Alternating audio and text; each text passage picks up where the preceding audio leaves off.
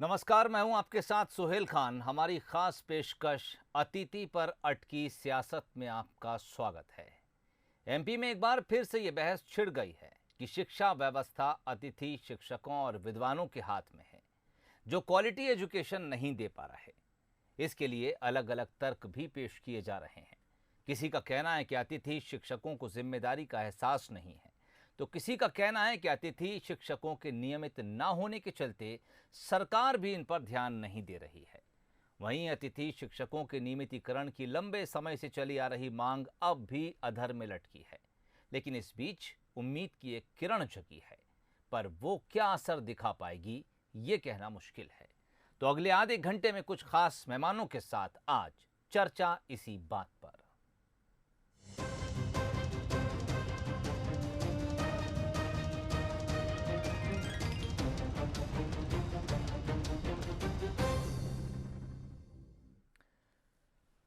Quality education को लेकर प्रदेश के स्कूलों और कॉलेजों में शिक्षकों के खाली पड़े पद भरने की मांग अब एबीवीपी ने की है। एबीवीपी ने एक प्रस्ताव पास करते हुए अतिथियों को नियमित करने या नए सिरे से पदों को भरने की बात कही है, ताकि प्रदेश के बच्चों को क्वालिटी एजुकेशन मिल सके।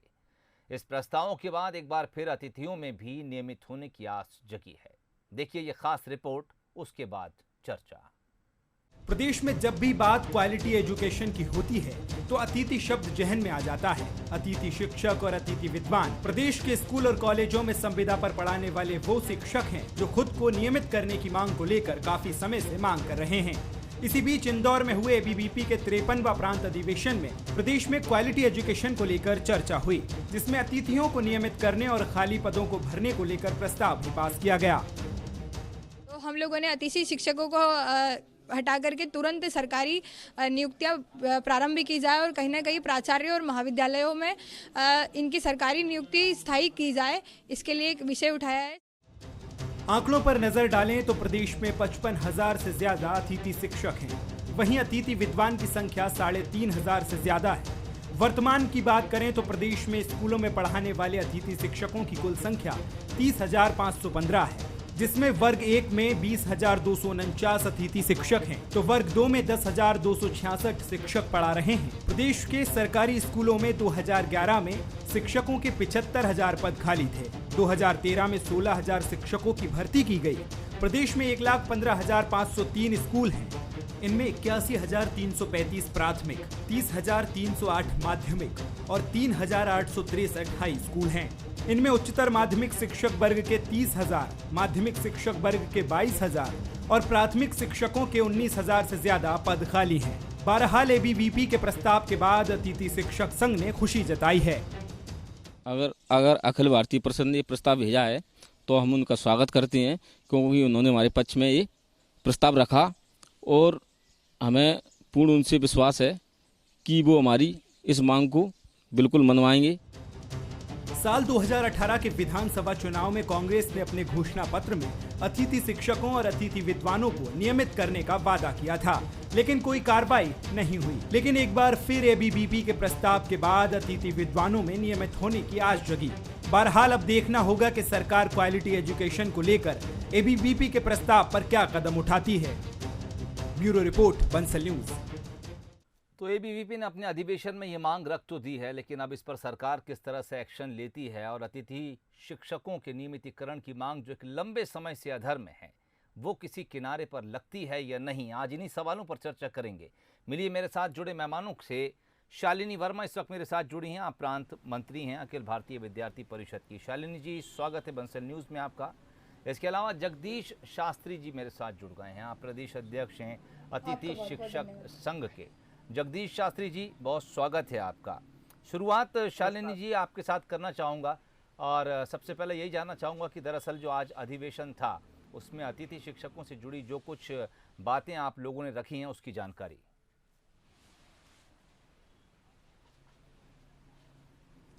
आप सभी को मेरा नमस्ते।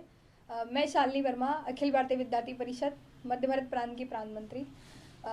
जैसा कि आप सभी को विदित है कि अखिल भारतीय विद्यार्थी परिषद हर वर्ष अपना प्रांत अधिवेशन आयोजित करता है, जिसमें वर्ष भर होने वाले विभिन्न प्रकार के मुद्दों को उठाता है और विद्यार्थी परिषद वर्ष भर उसी मुद्दों पर कार्य करता है। एक प्रस्ताव के रूप में उस मुद्दों को पारित करके सरकार के समक्ष प्रतिनिधि मंडल सौंपता है।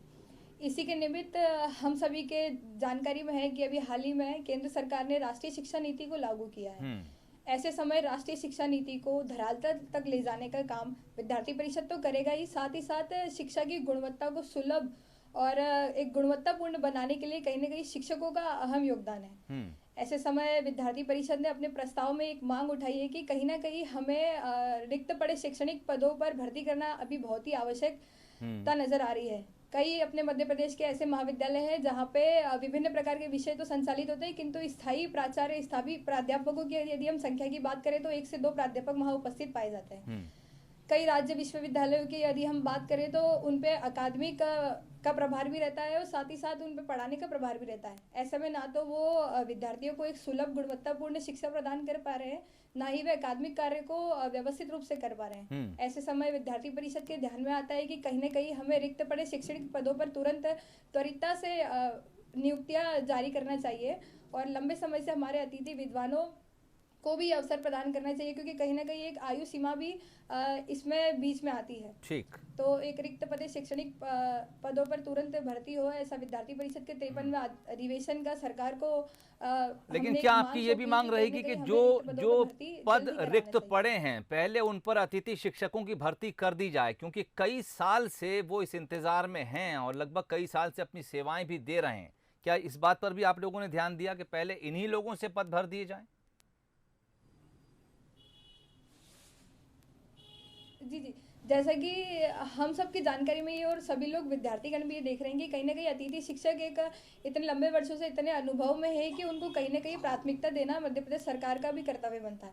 तो ये तो सरकार का विषय है कि उनको किस व्यवस्था के तहत इस रिक्त पदे शैक्षणिक पदों में रखना चाहिए, लेकिन विद्यार्थी परिषद का भी ये स्टैंड है कि कहीं ना कहीं उनको रखना एक अनुभव के तौर पर उनको रखना चाहिए, पर तुरंत से ये शैक्षणिक पदों की उनको भरने की आवश्यकता है। शालिनी जी, एक खबर का जिक्र आपके सामने करूंगा।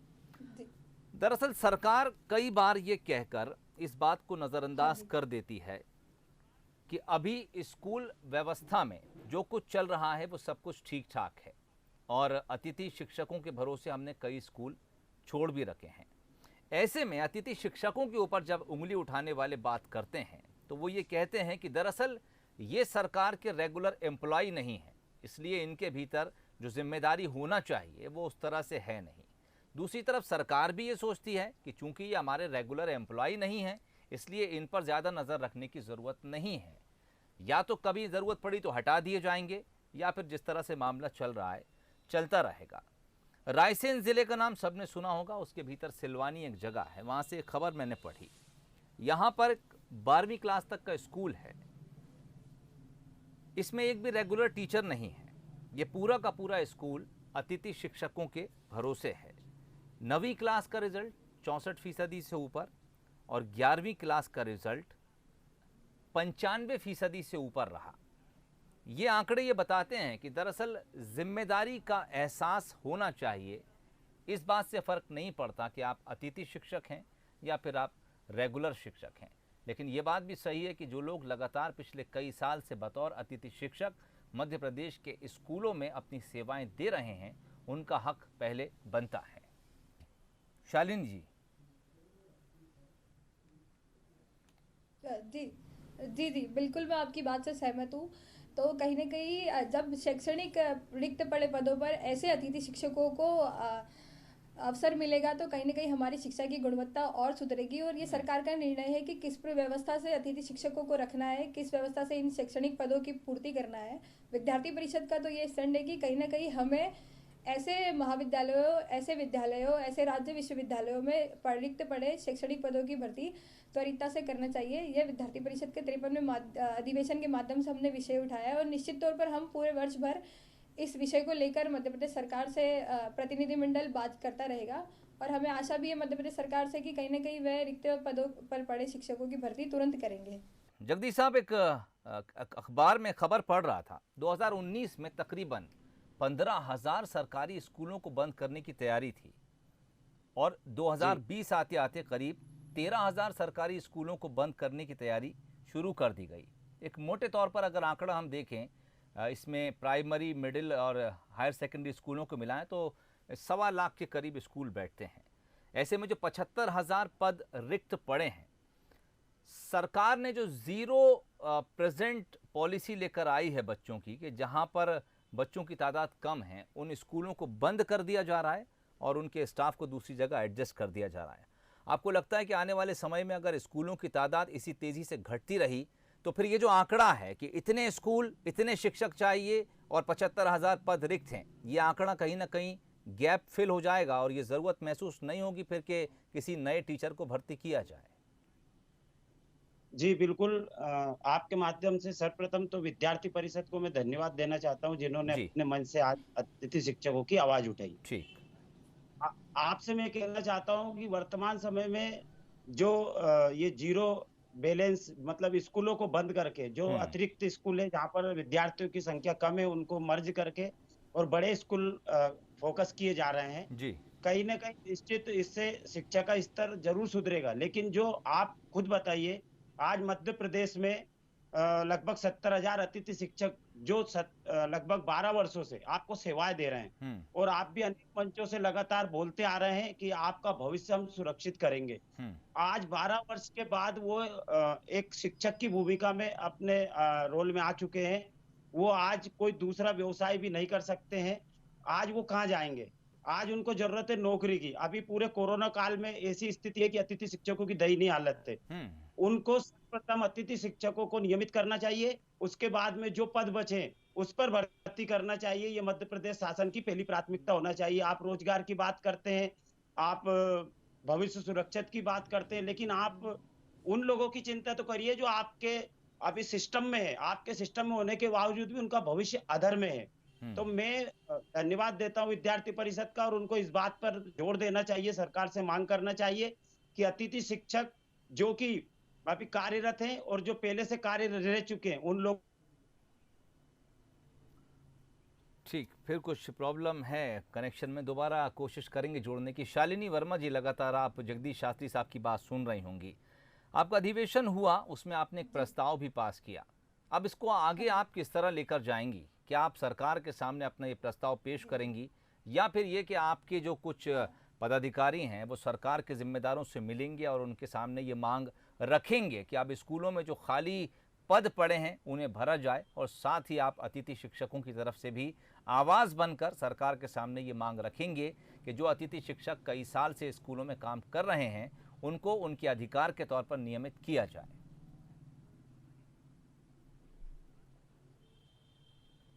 जी बिल्कुल।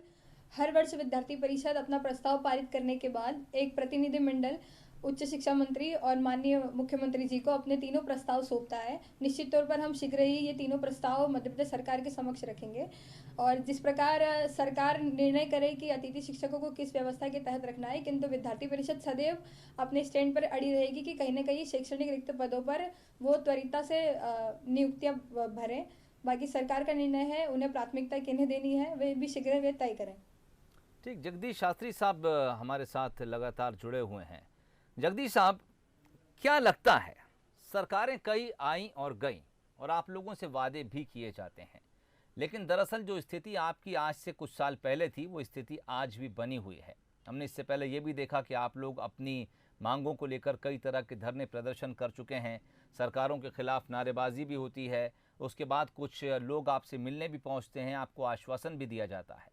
लेकिन दरअसल इस पूरी हालत के पीछे, इस स्थिति के पीछे आप असल तस्वीर देखते क्या हैं? क्या कुछ दिक्कतें महसूस करते हैं आप, और क्या कुछ आपको लगता है कि सरकार को दिक्कत है आप लोगों को रेगुलर करने में?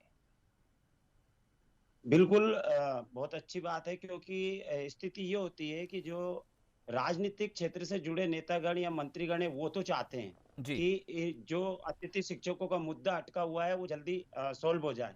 लेकिन कहीं ना कहीं बार बार अधिकारियों के साथ जो हमारी मीटिंग्स होती है, अधिकारियों के साथ जो हमारी बैठक होती है, उनमें प्रस्ताव लाया जाता है। अधिकारी लोग कहीं ना कहीं भ्रमित कर देते हैं शिक्षा मंत्री को, चाहे मुख्यमंत्री जी को। मैं आपके चैनल के माध्यम से विद्यार्थी परिषद से अनुरोध करता हूं, शालिनी जी जो हमारे साथ है उनसे अनुरोध करता हूं कि आप जो प्रतिनिधिमंडल मुख्यमंत्री जी से मिले वो एक हमारे प्रतिनिधिमंडल को भी आप साथ में रखें और एक अधिकारियों के साथ मुख्यमंत्री जी की उपस्थिति में बैठक करवाएं, ताकि हम जो भी टेक्निकल प्रॉब्लम्स आ रही है वो सोल्व कर सके। आज तक भी मुख्यमंत्री जी ने अधिकारियों के साथ बैठकर हमारे प्रतिनिधिमंडल की कोई बैठक नहीं करवाई, जिसके कारण से ये असमंजस की स्थिति निर्मित होती है।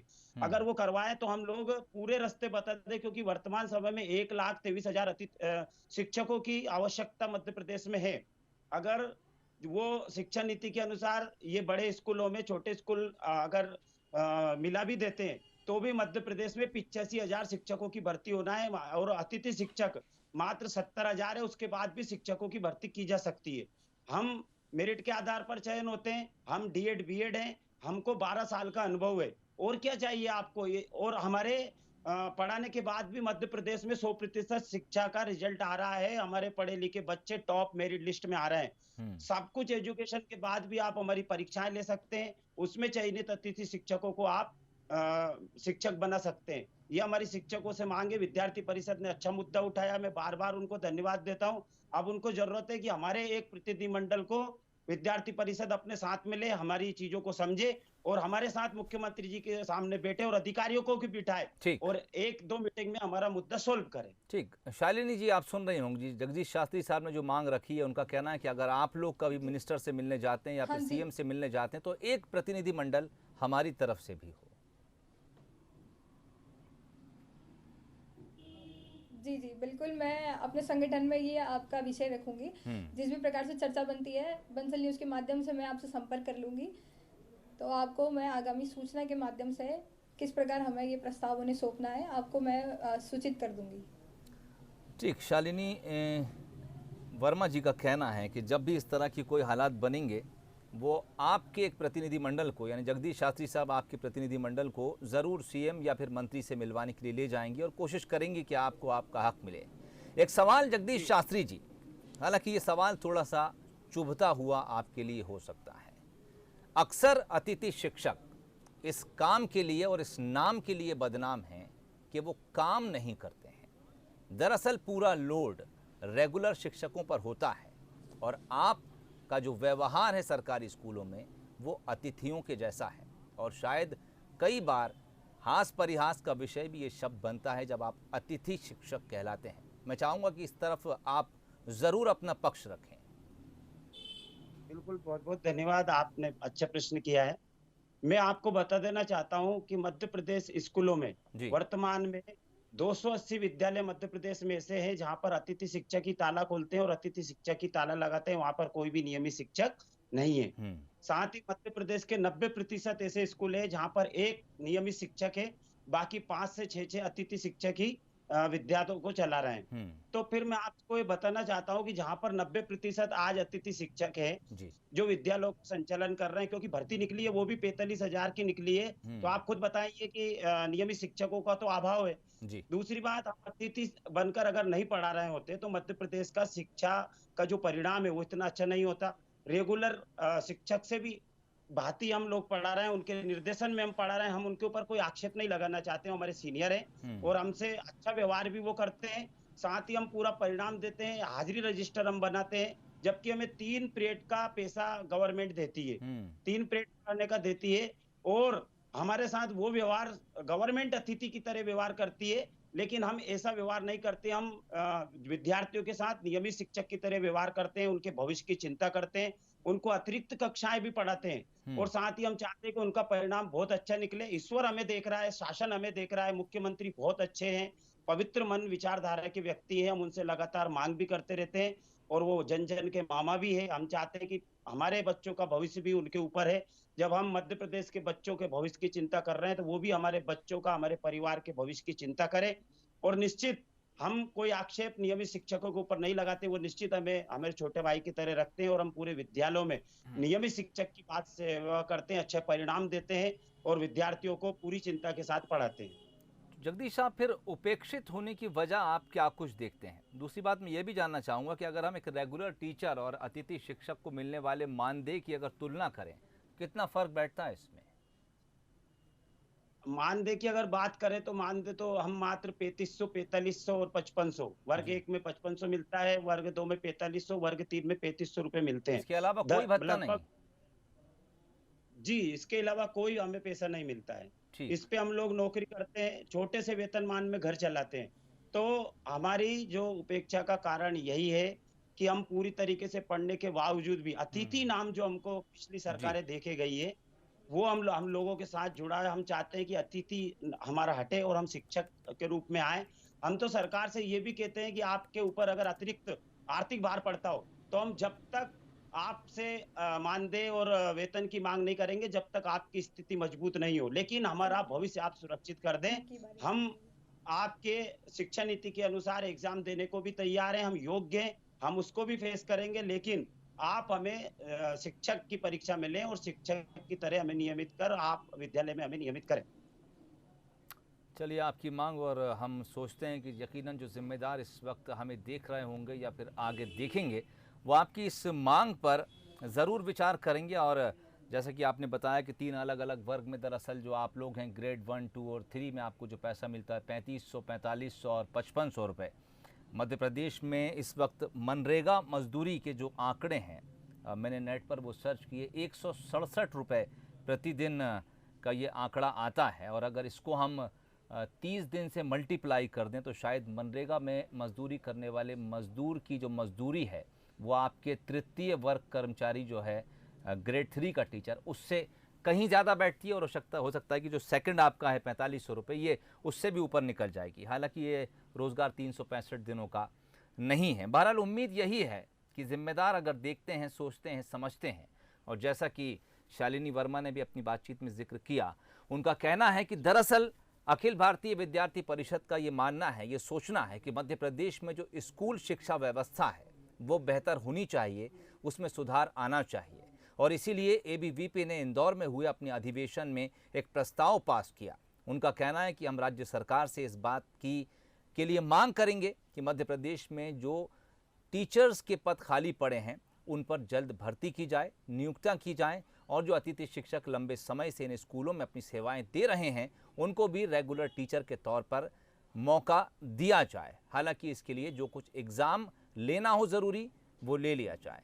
उम्मीद करते हैं कि एबीवीपी के इस अधिवेशन में जो प्रस्ताव पास हुआ वो सरकार तक पहुंचेगा, जिम्मेदारों तक पहुंचेगा, इस पर कुछ न कुछ मंथन होगा, और इस मंथन के बाद अगर कुछ अमृत निकलेगा तो वो कुछ अतिथि शिक्षक संघ के हाथ भी आएगा। बहुत इस उम्मीद के साथ कि भविष्य बेहतर होगा, न सिर्फ उन स्कूलों का, स्कूलों में पढ़ने वाले बच्चों का, बल्कि उन तमाम शिक्षकों का भी जो एक बेहतर समाज के निर्माण में अपना सब कुछ झोंक रहे हैं। शालिनी वर्मा, आपका बहुत शुक्रिया हमसे जुड़ने के लिए, बातचीत के लिए। जगदीश शास्त्री साहब, आपका भी बहुत शुक्रिया बंसल न्यूज़ के साथ इस चर्चा में शामिल होने के लिए। तो हमारी इस खास पेशकश में आज फिलहाल इतना ही। इजाज़त दीजिए, नमस्कार।